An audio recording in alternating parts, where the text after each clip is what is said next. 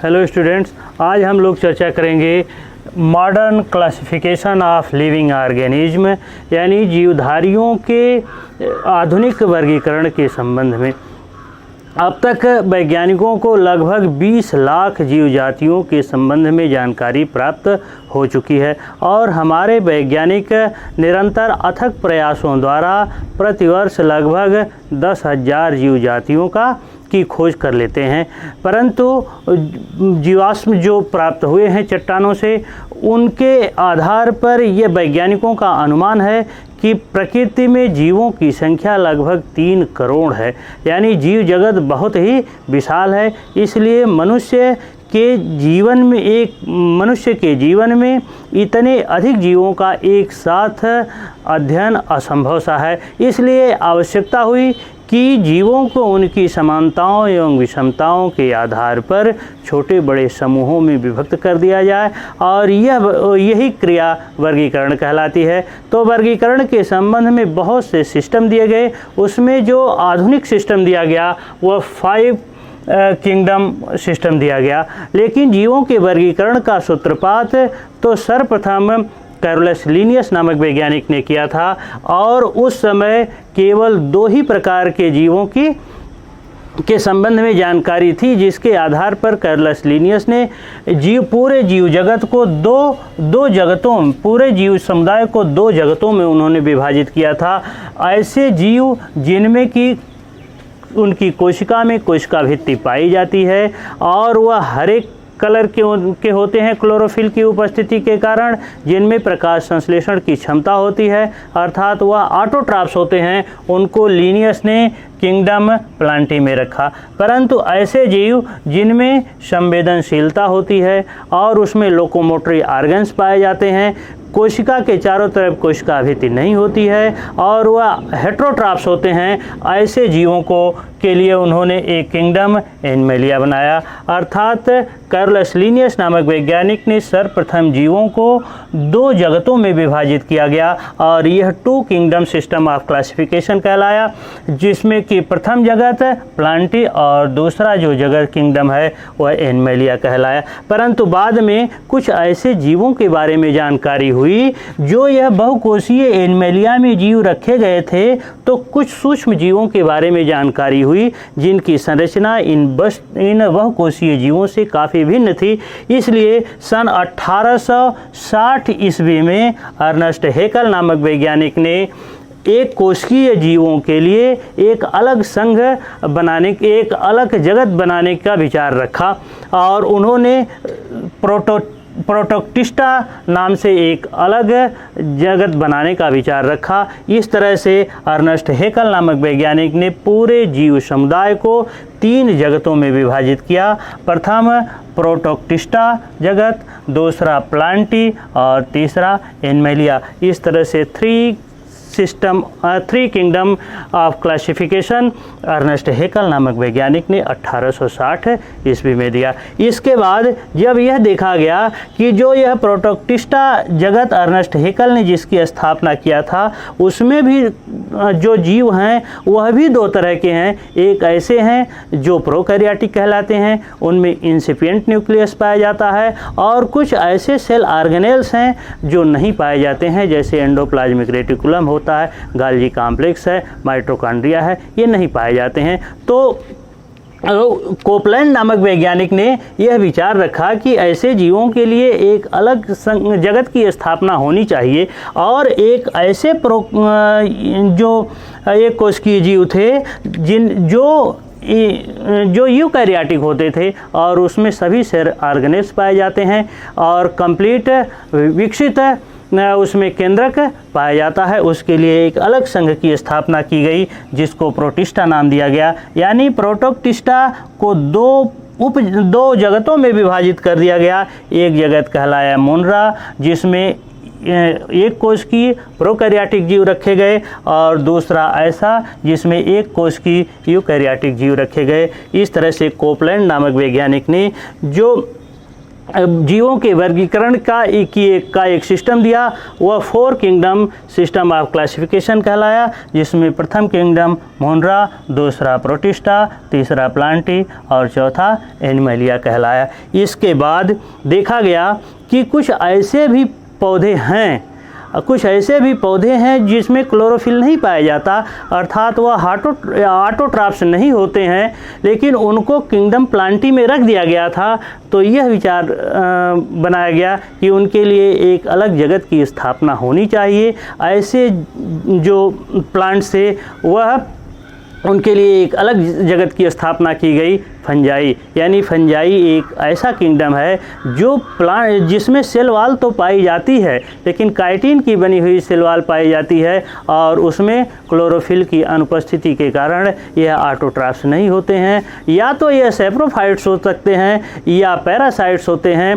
तो यह इनके लिए एक अलग जगत की स्थापना की गई। यह कार्य किया सन 1969 में R.H. व्हाइटकर नामक वैज्ञानिक ने। और तो इस तरह से अब तक जितने जीव ज्ञात हैं उनको कुल 5 जगतों में विभाजित किया अर्नेस्ट हैकेल नामक वैज्ञानिक ने, और यही सबसे लेटेस्ट क्लासिफिकेशन कहलाया, जो 5 किंगडम ऑफ क्लासिफिकेशन के नाम से प्रसिद्ध है। फर्स्ट किंगडम उसमें मोनेरा, दूसरा किंगडम प्रोटिस्टा, तीसरा फंजाई और चौथा है प्लांटी, 5वां एनिमलिया। तो इस तरह से 5 किंगडम ऑफ क्लासिफिकेशन की स्थापना R.H. व्हाइटकर नामक वैज्ञानिक ने सन 1969 में किया। इनका जो क्लासिफिकेशन यानी R.H. व्हाइटकर नामक वैज्ञानिक ने जो क्लासिफिकेशन किया था, यह जो जिन सिद्धांतों पर जिन बातों पर आधारित है उसमें से कुछ की चर्चा मैं अभी कर रहा हूँ। जैसे ये इनका जो 5 किंगडम ऑफ क्लासिफिकेशन है यह आधारित है सेल स्ट्रक्चर पर। सेल स्ट्रक्चर, कुछ ऐसे जीव होते हैं जिनके शरीर में प्रोकैरियोटिक सेल पाई जाती हैं, जैसे ब्लू ग्रीन एल्गी और बैक्टीरिया, उनमें इंसिपिएंट न्यूक्लियस पाया जाता है। और कुछ ऐसे सेल ऑर्गेनेल्स हैं जो उसमें अनुपस्थित होते हैं, जैसे माइटोकॉन्ड्रिया, गोल्गी कॉम्प्लेक्स, लाइसोसोम्स, और कुछ ऐसे जीव पाए जाते हैं जिनमें यूकैरियोटिक सेल्स पाई जाती हैं, और उसमें सभी सेल ऑर्गेनेल्स पूर्ण रूप से विकसित अवस्था में पाए जाते हैं। जो केंद्रक होता है वह पूर्ण रूप से विकसित होता है, तो उसके लिए यूकैरियोटिक शब्द दिया गया। यूकैरियोटिक, यू माने वेल डेवलप्ड, और कैरियोटिक बना है लैटिन वर्ड कैरियन से, जिसके माने न्यूक्लियस, यानी वेल डेवलप्ड न्यूक्लियस इसमें पाए जाते हैं, तो उनको यूकैरियोटिक। यानी यह सेल स्ट्रक्चर पर इनका जो वर्गीकरण है वह आधारित है। दूसरा जो बात जिस पर इनका वर्गीकरण आधारित है वह है बॉडी स्ट्रक्चर। बॉडी स्ट्रक्चर,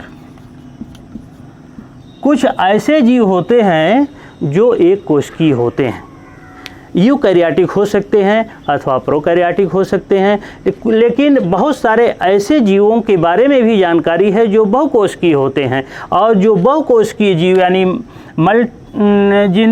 जो मेटाजोन्स होते हैं, बहुकोशिकीय जीव होते हैं, उन बहुकोशिकीय जीवों में भी उनकी कई कैटेगरी है। जैसे ऐसे एक कोशिकीय जीव जिनमें यूकैरियोटिक सेल पाई जाती है, जैसे अमीबा, यूग्लिना और पैरामीशियम। लेकिन जो बहुकोशिकीय जीव पाए जाते हैं उनकी भी बॉडी स्ट्रक्चर में बहुत सारा अंतर होता है। जैसे जितने स्पंजेज होते हैं उसमें cellular grade of body organisation पाया जाता है। Cellular grade of body organisation पाया जाता है।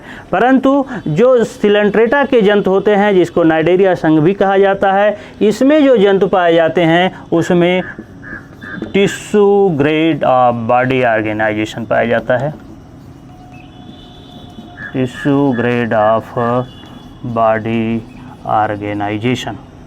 लेकिन इससे भी एडवांस जो जंतु होते हैं थोड़ा सा फाइलम प्लेटीहेल्मिन्थीज के जंतु, इसमें organ grade of body organisation पाया जाता है। और इसके बाद जितने भी जंतु पाए जाते हैं मेटाजोअन्स, उसमें सब में organ system grade of body organisation पाया जाता है। तो इनका जो R.H. व्हाइटकर नामक वैज्ञानिक ने जो 5 किंगडम ऑफ क्लासिफिकेशन दिया, यह बॉडी स्ट्रक्चर पर भी आधारित है। इसके बाद एक और बात पर उनका जो वर्गीकरण है यह आधारित है, जैसे लाइफ स्टाइल, जीवों के जीने की कला, यानी किस प्रकार से वह अपना पोषक पदार्थ प्राप्त करते हैं, उनकी लाइफ स्टाइल क्या है, मोड ऑफ लाइफ क्या है उनका, तो इस पर भी इनका ये वर्गीकरण आधारित है। कुछ ऐसे जीव होते हैं जो ऑटोट्रॉफ्स होते हैं, जिसमें क्लोरोफिल पाया जाता है, प्रकाश संश्लेषण क्रिया द्वारा वह भोज्य पदार्थ का निर्माण करते हैं।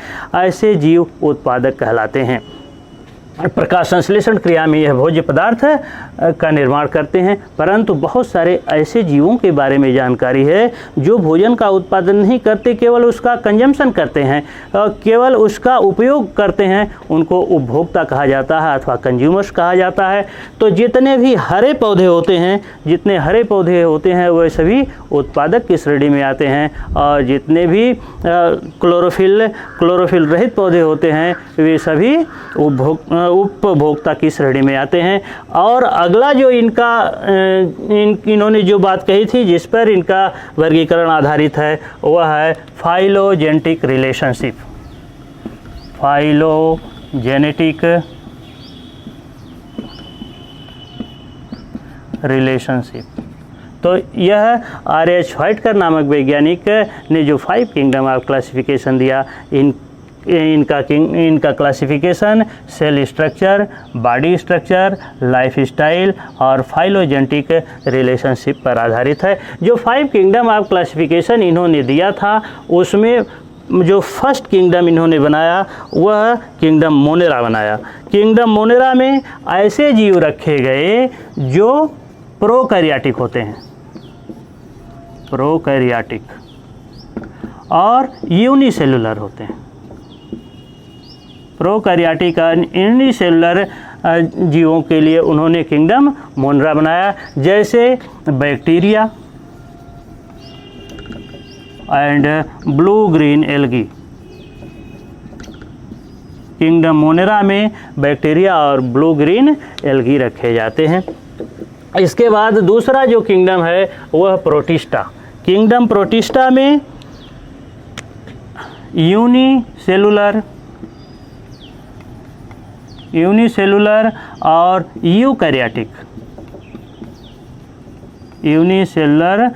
यूकैरियोटिक जीव रखे जाते हैं, जैसे अमीबा, यूग्लिना, पैरामीशियम। इसके बाद तीसरा जो जगत R.H. व्हाइटकर नामक वैज्ञानिक ने बनाया उसमें जो जीव रखे जाते हैं यह सभी एक कोशिकी अथवा बहुकोशिकी होते हैं। उनके चारों तरफ सेल वॉल पाई जाती है, परंतु वह सेल वॉल सेलुलोज की बनी हुई नहीं, काइटिन की बनी हुई सेल वॉल पाई जाती है, और इसमें क्लोरोफिल नहीं पाया जाता है। तो यह प्रकाश संश्लेषण क्रिया द्वारा भोज्य पदार्थ का निर्माण भी नहीं कर पाते हैं। अर्थात यह या तो यह पैरासाइट मोड ऑफ लाइफ जी सकते हैं अथवा सैप्रोफाइट्स होते हैं। अधिकतर इसमें जो फंजाई होते हैं वह सैप्रोफाइट्स होते हैं। इसके बाद अगला जो चौथा किंगडम उन्होंने बनाया था, इसमें बहुकोशिकीय हरे पौधे रखे गए, यानी बहुकोशिकीय पौधे रखे गए जिनमें प्रकाश संश्लेषण क्रिया द्वारा भोज्य पदार्थ निर्मित करने की क्षमता होती है। अर्थात ये ऑटोट्रॉफ्स होते हैं, यूकैरियोटिक होते हैं, मल्टीसेलुलर होते हैं। और जो लास्ट किंगडम इन्होंने एनिमलिया बनाया, इसमें बहुकोशिकीय जीव रखे जाते हैं, और यह जीव यूकैरियोटिक होते हैं। इसमें अलैंगिक जनन भी हो सकता है, लेकिन मोस्टली इसमें लैंगिक जनन होता है। तो यह इस तरह से R.H. व्हाइटकर नामक वैज्ञानिक ने 5 किंगडम ऑफ क्लासिफिकेशन दिया। इसके बाद कार्ल ब्यूज और उनके कुछ सहयोगियों ने यह विचार रखा कि जो किंगडम मोनेरा R.H. व्हाइटकर नामक वैज्ञानिक ने बनाया है, इसको भी दो भागों में विभाजित किया जा सकता है। तो इस तरह से उन्होंने कार्ल ब्यूज नामक वैज्ञानिक ने 6 किंगडम ऑफ क्लासिफिकेशन का विचार रखा और उन्होंने ही यह डोमेन सिस्टम ऑफ क्लासिफिकेशन दिया, जिसकी चर्चा हम लोग अगले वीडियो में करेंगे। Thank you.